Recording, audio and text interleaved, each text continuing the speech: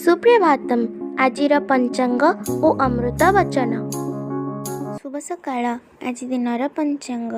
ଆଜି ଶ୍ରୀ ଶ୍ୱେତବରାହ କଳ୍ପର ବୈବସ୍ୱତ ମନ୍ୱନ୍ତର ଦ୍ୱିତୀୟ ପରାର୍ଦ୍ଧ ଦକ୍ଷିଣାୟନ ଶରତ ଋତୁ ଭାଦ୍ରବ ମାସ କୃଷ୍ଣପକ୍ଷ ଷଷ୍ଠୀ ତିଥି ରବିବାର ଚୁକାବ୍ଦ 5126 ବିକ୍ରମ ସମ୍ବତ 2081 ଅଗଷ୍ଟ ମାସର 25 ତାରିଖ।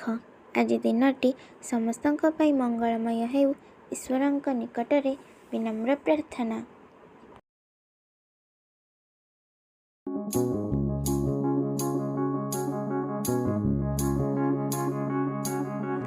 ଯେଉଁ ପ୍ରାଣ କି ସୁଦର୍ଶନ ଚକ୍ର ଜଗିଣ ଥିବ, କାଳଚକ୍ରକୁ ସେ ଦେଖିଲେ ତାର ଭୟ କି ଥିବ।